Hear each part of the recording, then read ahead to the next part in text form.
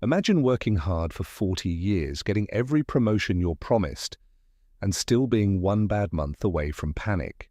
That's not because you're bad with money, it's because salaries are designed to keep you comfortable, not wealthy. In this video, I'm going to show you the math behind that trap and the one shift that finally gets you off the treadmill. Let's start with how a salary actually works. You trade hours for money, 8 hours, 1 day of pay, 22 days, 1 month of pay. If the hours stop, the money stops. Vacation, sick, laid off, the line goes flat. You can call it a career, but financially, it's still a day rate. Now here's the subtle trap. You start at, say, $3,000 a month. You fight your way to 4, then 5, maybe 10. But each time the number goes up, something else quietly follows it. Rent upgrades, car upgrades, food upgrades, lifestyle upgrades. Your salary doesn't make you rich, just buys you a more expensive version of the same stress. Let's do one painful example. You earn $5,000 a month after tax, $1,800 on rent or mortgage, $600 on car and transport, $800 on food, $400 on subscriptions, phone, internet, random stuff, $700 on debt payments and emergencies. You've got about $700 left. And that's if you're disciplined. If you invest none of it, salary simply turns into a monthly movie where money appears, money disappears, and the credits roll. 40 years go by, you have nicer photos, nicer furniture, maybe a nicer funeral, but you never became wealthy because a salary is a straight line, and straight lines don't make people rich. Curves do. Here's the part nobody tells you when they tell you to get a good job. Rich people do not rely on salaries. They rely on ownership.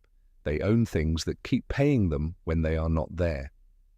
Shares in businesses, rental properties, online businesses, software, intellectual property, pieces of funds and companies most people never look at.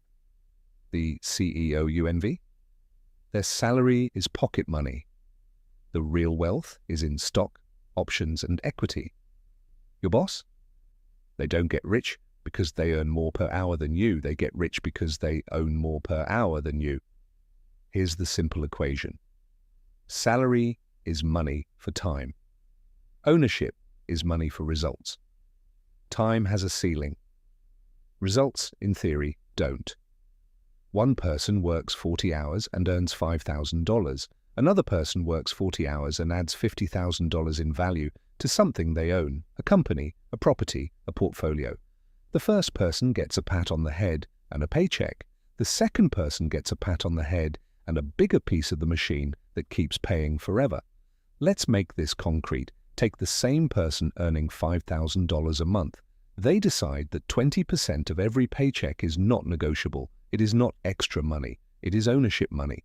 So they invest $1,000 every month into simple, boring assets, low-fee index funds that own pieces of hundreds of businesses. No trading, no gambling.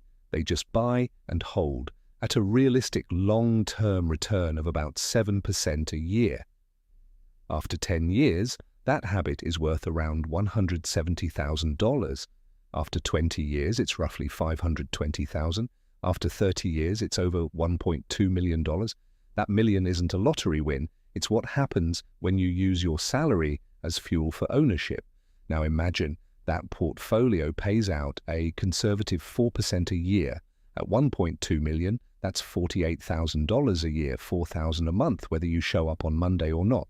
Same job, same country, same economy. One version of you uses salary only for lifestyle. The other uses salary as input into a compounding machine. After a while, the machine pays more than the job. That's the curve.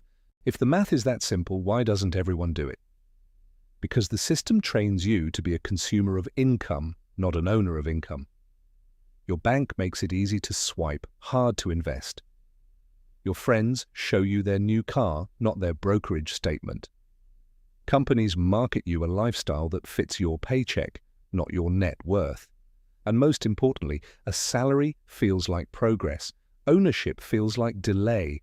It feels good to upgrade the apartment. It feels good to drive the nicer car. It does not feel good to send $1,000 into an index fund and nothing happens that week. But 10 years from now, the apartment and the car are gone. The ownership is not. I'm not telling you to quit your job. I'm telling you to stop treating your job as the destination and start treating it as fuel. Here's the simple framework. Step 1.